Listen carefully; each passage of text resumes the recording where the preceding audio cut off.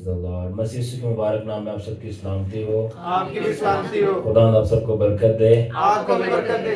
सो आज हम बिना टाइम को वेस्ट किए आज का जो हमारा टॉपिक है वो है रीडिस्कवरिंग प्रेयर। क्या है? Rediscovering prayer. ठीक है, तो फर्स्ट लाइन जो मेरे पास है आप लोगों के लिए वो है don't war without your battery uncharged. कभी भी जंग नहीं करें अगर आपकी रूहानी बैटरी चार्ज नहीं है। कभी भी जंग नहीं करें अगर आपकी रूहानी बैटरी चार्ज नहीं है। ठीक है, अब ये जरा गौर से सुनिएगा। Prayer is all about releasing energy, spreading energy, transmitting energies, gaining energy, और शुड आई से रिचार्जिंग योर एनर्जी, जो कि आपका स्पिरिट मैन है। उर्दू में दुआ क्या है? ताकत को निकालना, ताकत को फैलाना, ताकत को ट्रांसफर करना, ताकत को रिसीव करना, गेन करना, ठीक है ना, और वही ताकत से अपनी रूह की बैटरी को चार्ज करना। ये क्या है? ये प्रेयर है। ठीक है, अच्छा, अब इसको मैं कहता हूँ लॉ ऑफ स्पिरिट। ये रूह की दुनिया का कानून है कि रिचार्जिंग योर स्पिरिट मैन, अपने रूह के जो पर्सन है, शख्सियत है, उसको चार्ज करो। ठीक है ना, तो क्यों चार्ज करना है? क्योंकि ये इक्वल है taking authority over everything around your spirit man. तो यानी आपके रूह के इर्द गिर्द जो भी चीज है, आपकी रूह के इर्द गिर्द जो भी चीज है, अगर आप अपनी रूह की बैटरी चार्ज कर लेते हो, अगर आप अपनी रूह की बैटरी चार्ज कर लेते हो, तो आपकी रूह के इर्द गिर्द जो भी चीज है आपके वो कब्जे में आ जाएगी। इसका मतलब अगर आपके इर्द गिर्द बदरूह है तो वो आपका कहना मानेगी, मगर अगर आपकी रूह की बैटरी चार्ज नहीं होगी तो वो कहना नहीं मानेगी। तो फिर वो क्या करेगी? कहना मनवाएगी, हावी हो जाएगी। ठीक है, इसीलिए कहते हैं रूह की बैटरी चार्ज करो। ठीक है, so now listen, the kind of surrounding you have is the same kind of battery you must charge. जिस तरह का आपके इर्द गिर्द का माहौल है, जिस तरह का आपका इर्द गिर्द का माहौल है, आपको अपनी बैटरी भी वैसी ही चार्ज करनी है। किसी को समझ आ रही है? जिस तरह का आपका इर्द गिर्द का माहौल है, आपकी बैटरी भी फिर वैसे ही चार्ज होनी चाहिए। ठीक है ना, आसान लफ्जों में यह है, जिस तरह की बदरूहें आपके इर्द गिर्द हैं और जिस्मानी लोग यानी शैतानी जिस्मानी लोग आपके इर्द गिर्द में हैं, उसी टाइप की आपकी दुआया जिंदगी होनी चाहिए जो आपकी रूह की बैटरी को चार्ज करे, आपके लेवल के मुताबिक नहीं बल्कि आपके दुश्मन के लेवल के मुताबिक। किसको बात को समझ आई? आप लोग मेरी बातें समझ लें तो आप अपनी रूहानी जंगों खुद ही फतह कर लेंगे। तो आपकी रूहानी बैटरी आपके मुताबिक चार्ज नहीं होनी चाहिए बल्कि आपके इर्द गिर्द का माहौल, उसमें बदरूहें और वो जिस्मानी लोग जो कि शैतानी लोग हैं, उनके मुताबिक, उनके लेवल के मुताबिक अपनी बैटरी चार्ज करो, ना कि अपने लेवल के मुताबिक। ओके, क्योंकि because you can't be charged 25% and your enemy have 250% of battery level। आप ये नहीं कह सकते कि मेरी बैटरी 25% चार्ज है।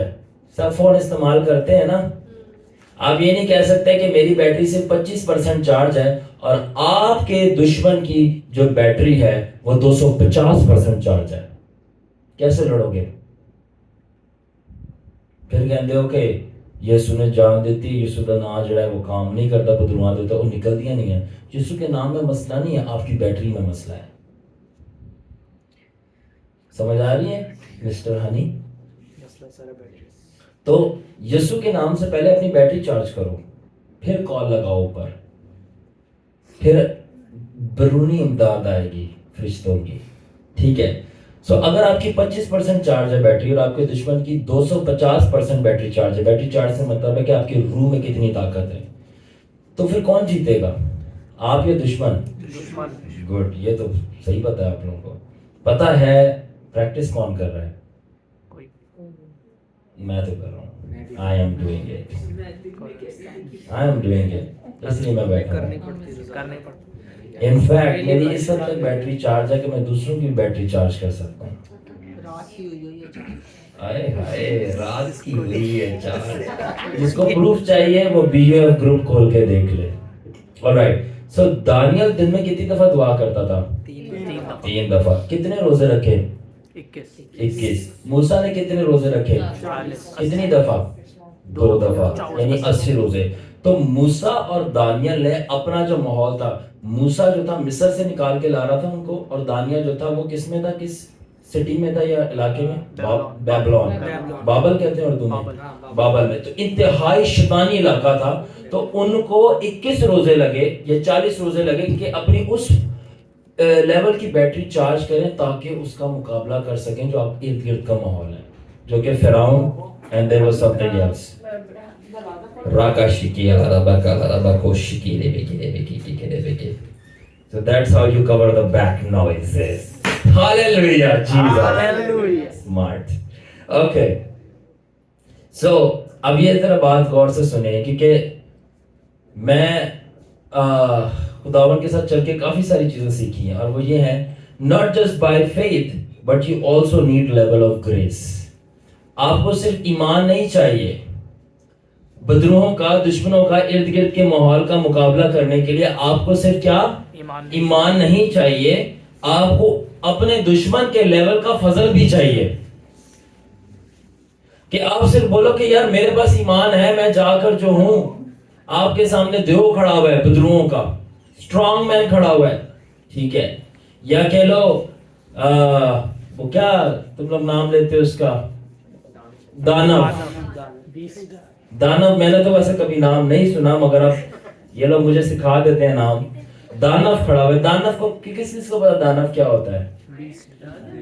दानव मतलब जायंट, ठीक है, वो खड़ा हुआ है, ठीक है। आप कह रहे हो मेरे पास ईमान है उसका मुकाबला करने के लिए। मेरी बात सुने, इधर ईमान तो है, अच्छी बात है, क्या आपके पास खुदा से उसके लेवल का फजल है कि आप उसको टक्कर दे सकें?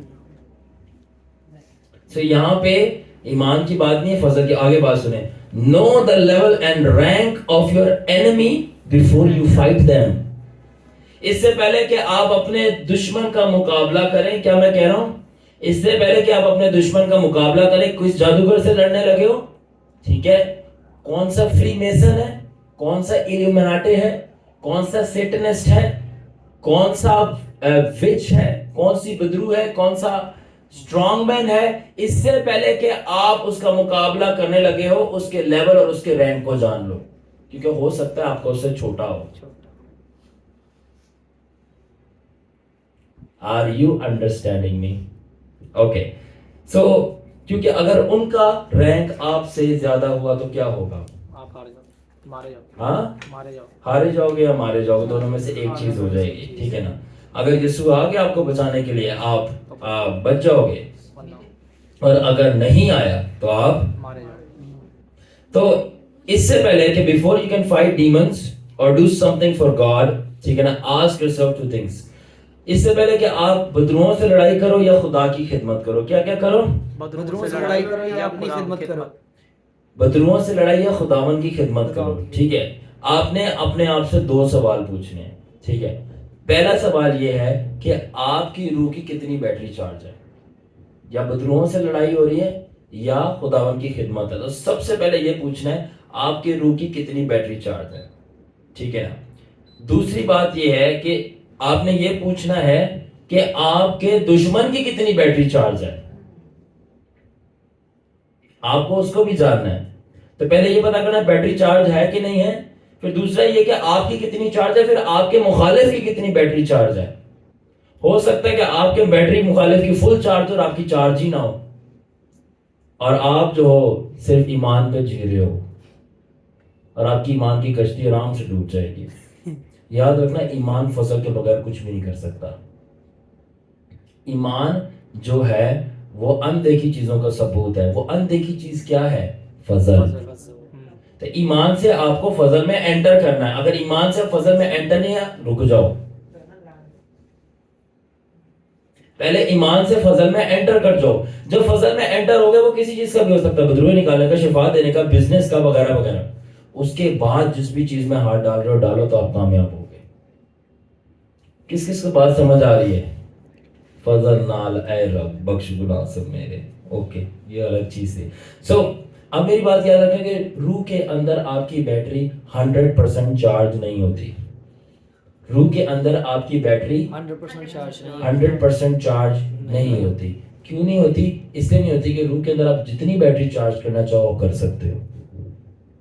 अनलिमिटेड। अनलिमिटेड। 100 करना चाहो, 1000 करना चाहो, चाहे 10,000 करना चाहो। अब इसकी वजह है, ठीक है ना, और वजह यह है कि ऐ मेरे भाइयों मेरी बहनों, जो आपकी रूह की बैटरी है आपके आईफोन की बैटरी नहीं है। एक दफा चार्ज कर ले, वो आपके फोन की बैटरी नहीं कि 100% चार्ज हो गई तो वो सिग्नल देगा चलो अब उतार लो चार्जर। ये आपके फोन की बैटरी चार्ज नहीं है, आप खुदा की छवि पे बनाए गए हो। जब आपकी रूह खुदा को जो आसमानों के आसमान समा नहीं सकते उसको अपने अंदर रख सकती है, तो फिर बताओ आपकी बैटरी कितनी चार्ज हो सकती है। थिंक अबाउट द एनर्जी, कितनी एनर्जी आप अपने अंदर रिजर्व कर सकते हो, किस हद तक आप एनर्जी अपने अंदर रिजर्व कर सकते हो। तो जब मॉडर्न क्रिश्चियनिटी की बात आती है, ठीक है ना, और जब दुआ की बात आती है तो सबसे पहली चीज जो लोगों के दिमाग में आती है कि दुआ की जब बारे में बात आ रही है तो सबसे पहली चीज लोग कहते हैं कि इसका मतलब है खुदा से बातें करना। ठीक है, ये बात सच है, खुदा से बातें करना है, ठीक है ना, मगर ये बेबी क्रिश्चियंस के लिए पहला मतलब किस चीज का? खुदा से बात करना। दुआ का क्या मतलब है? खुदा से बातें करना, ठीक है ना। और दूसरा मतलब कुछ लोग ऐसा ले लेते हैं कि खुदा से मांगना। इस दो के अलावा कोई चीज पता ही नहीं है, ठीक है। पहला या तो खुदा से बातें करना या मांग लेना, ठीक है ना। तो सबसे पहले मैं भी यही बिलीव करता था कि जो दुआ है वो से प्राइमरी सोर्स है, आपका वाहिद जरिया है खुदा से बातें करने का। जब मैं मेच्योर हुआ खुदावन में तो मुझे पता चला ये प्राइमरी सोर्स नहीं है, ये सिर्फ वाहिद जरिया नहीं है खुदा से बातें करने का, ठीक है ना। और इट वाज सेकेंडरी सोर्स, ये दूसरा जरिया है, ठीक है। और जब मैं थोड़ा और खुदावन में गहरा हुआ तो मुझे पता चला दुआ जरिया होना ही नहीं चाहिए खुदा से बातें करने के। आगे मैं एक्सप्लेन करता हूं कि क्या मैं कहने का मतलब है, ठीक है। ये टेक्निकल है। सबसे पहले जब एक क्रिश्चियन बेबी क्रिश्चियन होता है, यानी इसकी रूह अभी भी पैदा हुई है, जब वो बेबी क्रिश्चियन होता है, ठीक है, उसको दुआ चाहिए एक जरिया खुदा से बात करने के लिए, ठीक है। क्यों? क्योंकि जब एक बेबी क्रिश्चियन है, एक बच्चा है, उसका बेबी क्रिश्चियन का बेबी फेथ होता है, और बेबी फेथ क्या करता है? Baby prayers. बेबी क्रिश्चियन के पास क्या होता है? Baby faith. बेबी फेथ क्या करता है? Baby prayers. तो जब बेबी प्रेयर्स हो रही होती है वो कहता है इसके अलावा मैं खुदा से बात कैसे करूं, खुदा से मांगू कैसे। मगर जब आपको ये होता है कि आप अपनी आंखें बंद करेंगे तो आपको रोया नजर आएगी, आप अपनी आंखें बंद करेंगे और सर झुकाएंगे तो खुदा से दुआ की जाएगी, खुदा से आप कुछ मांगेंगे। तब ये बेबी लेवल होता है, आप ग्रो कर रहे होते हैं। जब थोड़ा सा आप ग्रो कर जाते हो, आप अंडरस्टैंड करते हो कि दुआ इससे थोड़ी सी गहरी है, और दुआ इससे गहरी है कि आपने सिर्फ बातें नहीं करनी, सिर्फ मांगना नहीं है, कि दे अंडरस्टैंड कि आप रोड पे चलते हुए भी खुदा से बात कर सकते हो। जब आप बेबी से ग्रोइंग क्रिश्चियन हो जाते हो, कि आप रोड पे चलते हुए भी आप खुदा से बात कर सकते हो, आप खुदा से मांग सकते हो, क्योंकि अब वो बेबी क्रिश्चियन मैच्योर क्रिश्चियन हो गया। जब वो मैच्योर क्रिश्चियन हो गया, उसका फेथ भी मैच्योर फेथ हो गया। जब फेथ मैच्योर हो गया है तो उसकी प्रेयर्स भी मैच्योर हो गई हैं। तो इसलिए वो जो है रोड पे चलते हुए बातें कर सकता है, खुदा से लेके खुदा से मांग सकता है। तो उसको मैं कहता हूँ दे प्रे ग्रोन प्रेयर्स, कि बड़ी हो गई दुआएं। मगर जब वो बेबी से ग्रोन हो जाता है, ग्रोन से अब वो किसकी तरफ जा रहा है? अडल्ट, फुल जवान हो रहा है। तो जब जवानी की तरफ जा रहा है, ठीक है ना, तो अब वो पास कर जाता है आस्किंग से। कलाम में क्या लिखा है कि मांगो तो ढूंढो तो दरवाजा खटखटाओ तो कितने फेजेस बताए हैं? 3। पहला है आस्किंग, दूसरा है सीकिंग, और तीसरा है नॉकिंग। मांगो और ढूंढो और खटखटाओ। तो पहला फेज मैंने बताया बेबी फेथ, तो वो क्या कर रहा है? सिर्फ मांग रहा है, दुआ में मांग रहा है, ऐ कर दे मेरी अम्मी के लिए, ऐ कर दे मेरे अब्बू के लिए, ऐ कर दे, ठीक है। उसके बाद थोड़ा बड़े हो गया तो फिर सीकिंग, फिर आप खुदा से बातें करना शुरू हो गए, उसको ढूंढ रहे हो। तीसरा नॉकिंग। अब ये खटखटाने से क्या चीज है, ये मेरी बात समझ जाओगे, थोड़ी सी डीप चीजें हैं ये, ठीक है ना। थोड़ी सी स्पिरिट भी है, साइंस भी है। I call it spirit science, ठीक है। ये साइंस भी और रूह भी है। तो जब तीसरे फेज पे आ जाते हो कि आप अडल्ट हो गए हो, तो जब आप इस फेज पे आ जाते हो तो आप मांगने के बजाय, बातें करने के बजाय आप कुछ रिलीज करना शुरू हो जाते हो। आप मांगने के बजाय, बातें करने के बजाय आप रिलीज करना शुरू हो जाते हैं खुदा को। That's the third phase. और आप क्या रिलीज कर रहे हो? ठीक है, even in natural when we knock there are two things. ठीक है, अपने अगर आसपास कोई चीज, उसको बजाओ, ऐसे बजाओ। क्या चीजें हो रही हैं? आवाज। एक तो तुम लोगों ने सही बता दी, इजी है। दूसरी चीज क्या हो रही है आवाज के साथ? वेरी गुड, क्लैप फॉर मुंसिफ भाई। इधर ही मैं आना चाह रहा हूँ, वाइब्रेशंस। देखिए, रूहानी दुनिया ना ये जिस्मानी दुनिया से बहुत ज्यादा रियल है। अब तो हमारे लिए और ज्यादा रियल बन गई, क्योंकि हम पहुंचे होते हैं वहां पे, कभी आसमान पे, कभी किधर। बाजीम्बर आपके भी घर आए थे, मगर आपको पता नहीं है। मैं रात के टाइम आया था सलमान के साथ, और भी मैं बहुत जगह पे गया था इसके साथ। सब हम स्पिरिट में। और अगर वो बोले हो शारून भाई ये कैसे, ये एस्ट्रो प्रोजेक्शन कर रहा है, टेलीपोर्टेशन कर रहा है, जाओ कलाम पढ़ो। फिलिप भी गया था, एलिया गया था, यीशु जिंदा उठाया गया, हनूक गया था, हिजकियल गया था, तो मैं क्या था? ये जादू हो गया? यिर्मयाह गया था। मैं तो वही कर रहा हूं जो नबियों ने किया, क्योंकि आज वो नबी थोड़ी आएंगे, आज हम ही नबी हैं। क्यों? क्योंकि वही नबियों का रूह हमारे अंदर खुदावन ने डाल दिया। Hallelujah. So we are the prophets। इसलिए हम आके,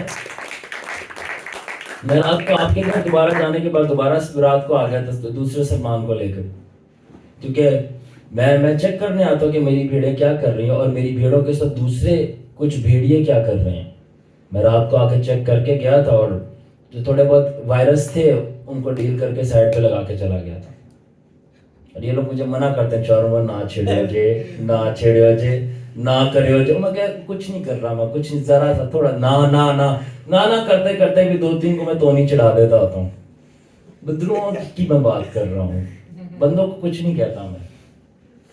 तो एनीवेज, तो पहली चीज है साउंड, दूसरी चीज क्या बताई मुझसे मैंने? वाइब्रेशन। ठीक है, ये देखो, एक साउंड हो रही है और दूसरी चीज ये चीज हिल रही है। साउंड क्या है? साउंड फ्रीक्वेंसी है।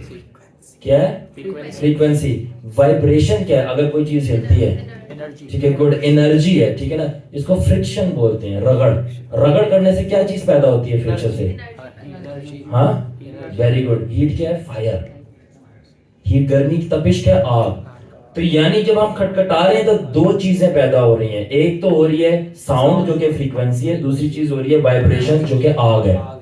ठीक है, रगड़ने से आग पैदा हो रही है। अब गौर से सुनो, when you pray which is releasing of energies into spirit world, you knock which is drilling into spirit realm through vibration which is caused by prayer।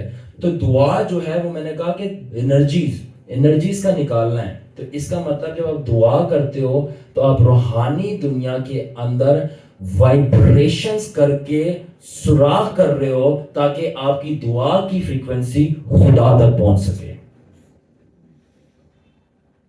अगर किसी कोई आसमान पे गया है, वो फिर से मैंने क्या कह दिया, मैं तो कहूंगा Who can stop me now? अगर कोई आसमान पे गया है, ठीक है, तो आपको पता चलेगा कि आसमान पे शैतानों ने चादर बिछाई हुई है ओजोन लेयर टाइप की, आपकी दुआएं रोकने के लिए, और साथ में ऊपर प्रिंसिपलिटी फरिश्ते ही बिठाए हुए आपकी दुआ रोकने के लिए। तो जब आप दुआ करते हैं तो आपकी दुआ ये वाइब्रेशन पैदा करती है। वाइब्रेशन क्या है? वो हीट है। जब अगर आप करो तो हीट पैदा होती है। हीट, तो रगड़ से हीट पैदा होती है। हीट से क्या होता है? सुराख होना शुरू हो जाता है रूहानी दुनिया में। जब सुराख हो जाता है तो जो फ्रीक्वेंसी मैंने बोला आवाज है, आपकी रोने की आवाज खुदा तक पहुंचती है।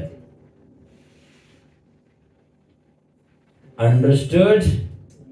अच्छा, अब मैं कहना क्या चाह रहा हूं, जो ड्रिलिंग है, आपकी ड्रिल आप कर रहे हो, वो वाइब्रेशंस है, वो आग भी है और साथ में हिलाना भी है। तो जो वाइब्रेशन है, आपकी जो वाइब्रेशन आप कर रहे हो, उससे होता ही है तो जो बदरूहें आपके दुआ को रोक रही होती है, जब आपकी वाइब्रेशन स्ट्रॉन्ग से स्ट्रॉन्ग से स्ट्रॉन्ग से स्ट्रॉन्ग होती जाती है तो वो आग पकड़ लेती है। तो वो आग जिन बदरूहों को भस्म कर देती है, आसमान को खोल देती है। फिर आपकी जो दुआ की फ्रीक्वेंसी है, यानी आपका रोना खुदा तक पहुंचता है। कितनों को समझ आए? तो फिर आपका आसमानी बाप आपकी दुआओं का जवाब देता है। ठीक है, तो इसका मतलब दुआ क्या हुई? दुआ क्या हुई? ठीक है ना। सो दुआ क्या है? Actually God has responded to your frequency which you Bible calls cry of your prayer. तो दुआ क्या है? दुआ कुछ भी नहीं है, फ्रीक्वेंसी है खुदा तक पहुंचाना, और खुदा आपकी फ्रीक्वेंसी का जवाब दे रहा है, जिसको कलाम कहता है आपके रोने की आवाज। आगे मैं बात करूंगा, ठीक है ना। क्योंकि आपकी वाइब्रेशंस दुआ की इतनी स्ट्रांग थी कि उसने शैतानों को रास्ते से हटा दिया, इसलिए आपकी दुआ की फ्रीक्वेंसी जो है वो कहां तक पहुंची? आसमान पे। अभी रिसेंट मैं वाकया बताऊंगा कि हम जब दुआ कर रहे हैं, खुदावन ने हमें नाइट प्रेयर का आगाज बोला कि नाइट प्रेयर करना शुरू करो, तो हम जब नाइट प्रेयर करना शुरू किया तो हमने बहुत सारी पावरफुल रीजन्स की, बदरूहों को नहीं मैं बोलूँगा, उनके स्ट्रॉन्ग मैन्स और उनके फरिश्तों का मुकाबला करना शुरू कर दिया। बाकायदा मेरे कमरे में आए, हम सबको पता है, ऐसे आमने सामने बात की है कि तुम ये काम कर रहे हो वो रोक दो। अब कुछ कहेंगे कि शायद मैं ऐसे ही बोल रहा हूँ, वो यकीन नहीं करेंगे, तो मैं आपसे ही कहना चाहता हूँ ना करो, कोई मसला नहीं है, ठीक है। आपके साथ नहीं हो तो आपको क्या पता है, कलाम में लिखा तुम्हें मिलता नहीं क्योंकि तुम यकीन नहीं करते, ठीक है ना, तो तुम नहीं यकीन करो, तुम्हें नहीं मिल रहा, कोई मसला नहीं है, ठीक है। बट जो तकाद रखता है, कलाम कहता है उसके लिए सब कुछ मुमकिन है, ठीक है।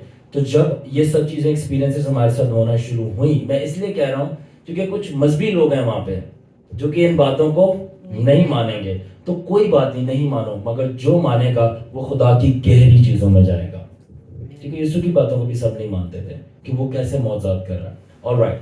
फिर कहते हैं किसकी कुदरत से कर रहा है, वही आज हमसे भी सवाल होता है। खैर, तो जब हम दुआ कर रहे थे तो सीयर वन सुलेमान हमारी टीम का सीयर वन है, खुदावन ने एज अ नबी कॉल किया, तो सुलेमान ने देखा कि ना सिर्फ एक बल्कि 3 फरिश्ते जो गिराए हुए हैं लूसीफर की आर्मी के, वो मेरी छत के ऊपर उड़ रहे हैं, 3, और उनके कद जो है बुर्जुल खलीफा से भी बहुत बड़े बड़े हैं, ठीक है, वो भी छोटी लगती है बिल्डिंग।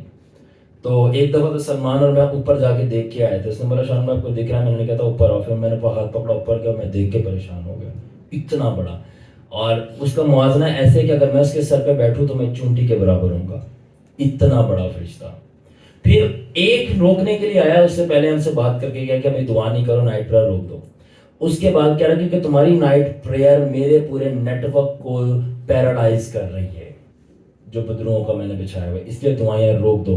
फिर क्योंकि हमारी दुआएं नॉन स्टॉप थी, रुक नहीं रही थी, तो इसलिए क्या हुआ कि वो अपने साथ 2 और मदद मंगवाई। कलाम में क्या लिखा है, जब दानियल 21 दिन का रोजा रखता है तो जब जब्राइल को रोकता है तो वो मकाइल को बुलाता है मदद के लिए, इसी तरह ये दुश्मन की पार्टी भी करती है। तो इन्होंने 2 और को मंगवाया, एक काले सब कलर का था, एक रेड था, एक और था, वगैरह वगैरह, डिस्क्राइब मैं नहीं करूंगा। इन तीनों ने हमारी दुआओं को ऐसे हाथ अपनी तरफ किया और अपने साथ छोटे छोटे और फरिश्ते मंगवाए अपनी आर्मी रोकने के लिए, मगर खुदावन के नाम को जलाल मिले। हम इतना जोश से भर गए थे कि हमारी दुआओं ने तीनों फरिश्तों ने उनकी आर्मियों को फाड़ के साइड पे गिराया और हमारी दुआ डायरेक्ट खुदा के तख्त पे पहुंच गई और हमने जमीन से बैठ के देखा है, और बाप के तख्त से रोशनी आई और मैं कहना शुरू हो गया, मैं चलाना शुरू कर दिया। वही पिलर जो सिस्टर नंबर आपने देखा है, जो इस्राएल के आगे के चलता था और मूसा के साथ था, वही पिलर हमारे कमरे के बीच में आके बाप का खड़ा हो गया। क्योंकि हमने क्या किया, वो चादर और वो फरिश्ते और वो बदरुएं जो रोकती हैं दुआ को, वाइब्रेशन, स्ट्रॉन्गेस्ट वाइब्रेशन से उनको, और हमारी दुआ की फ्रीक्वेंसी ऊपर चली गई। सो अब इससे हम क्या क्या सीखते हैं? Right prayers are right frequencies. क्या सीखते हैं हम? Right prayers are right frequency, that's it. तो इब्लीस उन लोगों के खिलाफ आता है जिनको सही फ्रीक्वेंसीज निकालना आती हैं, यानी जिनको सही आवाजें निकालना आती हैं। एनी सबके नहीं खिलाफ आएगा जो दुआ कर रहे हैं, लगे हुए रोजे लग, नहीं, जो सही आवाज निकाल रहे हैं, जिनकी आवाजों में एनर्जी है, जो आसमान को खोल सकती हैं और फाड़ सकती हैं, उनकी चादर जो बिछाई हुई, वो उनके खिलाफ आता है। Alright, okay. तो जो राइट फ्रीक्वेंसीज हैं वो फॉर्मेशंस करती हैं, किस चीज की फॉर्मेशन करती हैं? पोर्टल्स की। किस चीज की? पोर्टल्स मतलब एक रास्ता खुल जाता है डायरेक्ट खुदा के साथ कम्युनिकेट करने का, ठीक है ना, जिसको कलाम कहता है कि जब यीशु ने बपतिस्मा लिया तो आसमान क्या हो गया? खुल गया। ये जो खुलना है आसमान का, ये पोर्टल है। क्या है? पोर्टल है। तो ये क्या चीज पोर्टल को खोलती है? राइट फ्रीक्वेंसी, यानी राइट फ्रीक्वेंसी राइट पोर्टल को खोलती है, और फ्रीक्वेंसी आपकी दुआ है और वाइब्रेशंस है। किस किस को ये बात समझ में आ रही है? आ रही समझ में? यस। ओके। पैदाइश 18 बाब की 20 आयत के अंदर लिखा, जब सदूम और अमूरा का शोर आसमान तक पहुंचा तो क्या हुआ? खुदा नीचे यानी कि नेगेटिव फ्रीक्वेंसीज भी हैं, पॉजिटिव फ्रीक्वेंसीज भी हैं। अगर आप गुनाह दबा के कर रहे हो तो उसकी आवाज और वाइब्रेशंस भी आसमान तक पहुंचेगी। फिर नेगेटिव यानी जजमेंट का पोर्टल खुलेगा और खुदा नीचे आएगा जज करने के लिए। मगर अगर आपकी दुआओं की आवाज, रास्तबाजी की आवाज ऊपर तक पहुंचेगी, फिर पॉजिटिव पोर्टल खुलेगा, खुदा नीचे आएगा आपको बरकत देने के लिए जो हमें मिली। आर यू अंडरस्टैंडिंग मुंशी भाई? इसलिए राइट आपको दुआ समझनी चाहिए। इसलिए कलाम का अनवान है रीडिस्कवरिंग प्रेयर। किसको ये बातें मालूम थी पहले? ठीक है, तो जब आप बड़े हो जाते हो, बड़े हो जाओ, पौलुस ने कहा बड़े हो जाओ, दूध नहीं पीते रहो, अब गोश्त पे आ जाओ। तब गोश्त पे आके पता चलता है दुआ से मांगना नहीं है, खुदा से बातें करना नहीं है, बल्कि खुदा को अपने अंदर से निकालना है? ये क्या बात हुई? खुदा को किस तरह अपने अंदर से निकालना है? देखें, सबसे पहले आपको ये अंडरस्टैंड करना है कि यीशु ने हमारे अंदर अपना क्या डाला है? रूह कुदस। रूह कुदस कौन है? खुदा का तीसरा कानून। ठीक है, वो तीसरा कानून भी है, थर्ड पर्सन ऑफ ट्रिनिटी भी है। तो जब हम पाकरू के अंदर दुआ करते हैं तो हम पाकरू को रिलीज कर रहे होते हैं अपने अंदर से, यानी कि खुदा के तीसरे कानून की एनर्जी जो कि वो खुद खुदा है रिलीज करते हैं। ठीक है, जब वो एनर्जी जो जमीन पर है, यानी कि जो आसमान पे बैठा है वो खुदा बाप है, जो हमारे अंदर बैठा है वो खुदा पाकरू है, जब खुदा पाकरू रिलीज होके ऊपर खुदा बाप से मिलता है तो आपकी दुआ का जवाब आ जाता है। कितनों का समझ आई? तो ये रिलीजिंग गॉड, ठीक है ना? तो ये थर्ड डिग्री ऑफ प्रेयर है। ऑलराइट, जिस तरह यीशु ने रोटी और मछलियों पे क्या चाहिए? बरकत चाहिए। जुनेद भाई आए, इनको मछलियां बहुत पसंद है, तो बरकत चाहिए। तो खुदावन ने वहां पे लंबी चौड़ी दुआ नहीं की, एनर्जी रिलीज की। जब एनर्जी रिलीज की तो एनर्जी का रिस्पॉन्ड आया कि मल्टीप्लाई हो गए। तो एनर्जी रिलीज करना सीखो, वरना कभी कामयाब नहीं होगे। सारा गेम ही एनर्जी का है। खुदा भी एनर्जी है, इंसान भी एनर्जी है, सेटन भी एनर्जी है। बट कमाल बात यह है कि जिसको एनर्जी संभालना चलाना आ जाती है वो जीतता है हर चीज के अंदर। ठीक है, अब जब डिलीवरेंस किसी को छुड़ाना है आपने या किसी से फाइट करनी है बदरूहों से, कभी भी आप ये गलती ना करें कि जितनी एनर्जी मिल रही है उससे डबल एनर्जी लगा दें। आप उतना ही लड़ सकते हैं जितनी एनर्जी आपको मिल रही है। ऑलराइट, तो आप ये नहीं कर सकते कि आप रिसीव कम करो और रिलीज ज्यादा करो। तो ऐसा नहीं करें कि आप रिसीव कम करो और रिलीज ज्यादा करो। ठीक है, और हमेशा याद रखें कभी भी खुदा के खादम की एनर्जी के ऊपर मोहताज ना हो, अपनी एनर्जी खुद बनाएं। इसका दूसरा मतलब यह है कि don't be dependent on man of God's battery, recharge your own battery. आप कभी भी खुदा के बंदे की बैटरी के ऊपर मोहताज ना हो, अपनी बैटरी रिचार्ज कर लें। सही क्या देवा? ठीक है, कभी भी खुदा के बंदे की बैटरी के ऊपर डिपेंडेंट मोहताज ना हो, अपनी भी बैटरी। ठीक है, अब ये पंच लाइन सुन ले, ये आखिरी पेपर है, डोंट वरी, आज लंबा नहीं है, पंच लाइन है। ठीक है, आप में और खुदा के खादम में, ये जो आपका खादम है, आप में और खुदा के खादम में, आप में और खुदा के खादम में बस एक ही फर्क है, एनर्जी लेवल्स। अब ये एक्सपीरियंस कर रहे हैं तो इसलिए मुझे अंगूठे दिखा रहे हैं, क्योंकि मैं सब तजर्बे कर रहे हैं सारी चीज का, इसलिए इनको ज्यादा मजा आ रहा है। जैसे एनाटॉमी फिजियोलॉजी हो गया या बायोलॉजी हो गया, डड्डू काट रहे हैं आप, मेंढक, तो मेंढक की बात करेंगे तो फौरन से सारी चीजें आएंगी। ठीक है ना, क्योंकि तजर्बा किया हुआ है। अब इन्होंने तजर्बा किया, तो आप में और खुदा के खादम में सिर्फ एक ही फर्क होता है, और भी बहुत सारे हो सकते हैं मगर मेजर फर्क एक ही होता है, एनर्जी लेवल्स। उसकी इस हद तक वो एनर्जी अपनी चार्ज करता है कि अपनी एनर्जी से वो विद्रोह को तो भगाता साथ में आपको भी चार्ज कर देता है। आप बोलोगे वो आके बैठा है और मैं बीमार थी, मैं काम करना शुरू हो गई हूं। What is this? Energy release हो रही है। आपने सिर्फ फोन कॉल लगाई और बात की है, उसे दुआ भी नहीं, किसी हेलो बोला, आप फुल चार्ज हो गए। यानी अगर आपको 100% की जरूरत है तो वो 300 पे, 100 आपको दे रहा है, 200 उसका भी रिजर्वायर पे पड़ा हुआ है। और 100 से वो बुजुर्गों को हरा रहा है मगर 100 फिर भी पड़ा हुआ है। इसीलिए खिदमत करने से ज्यादा दुआ करनी चाहिए। ये पैटर्न कोई भी अपनाना नहीं चाहता। लोग चाहते हैं वो 6 दिन खिदमत करें और 1 दिन दुआ करें, काम ही नहीं बनता। पादरी साहब 6 दिन विजिट पे गए होते हैं, 1 दिन दुआ करते हैं। ये पैटर्न ही गलत है, इसको ऑपोजिट करो। 6 दिन दुआ करो, 1 दिन विजिट पे निकलो, देखो कैसे मौजे होते हैं। पैटर्न किसी की ने क्या खूब कहा था, यीशु ने जो है वो 29 ईयर्स, ठीक है ना, बाप से ट्रेनिंग ली 29 ईयर जब से पैदा हुआ, ठीक है, और 30th जब 30 साल का हुआ तब खिदमत करने निकला। हम लोग क्या करना चाहते हैं, हम लोग 4 साल की सेमिनरी करके जिंदगी भर की खिदमत करना चाहते हैं। ऑपोजिट, यीशु का पैटर्न कोई भी फॉलो नहीं करता। और आखिरी बात मैं ये कहना चाहता हूँ, अगर आप खुदा के खादम से ज़्यादा दुआ करेंगे, अगर आप खुदा के खादम से, ठीक है ना, ज़्यादा दुआ करेंगे, तो ना सिर्फ आप खुदा के खादम से ज़्यादा बैटरी चार्ज करेंगे बल्कि उससे भी आगे निकल जाएंगे। वीडियो बंद कर दो।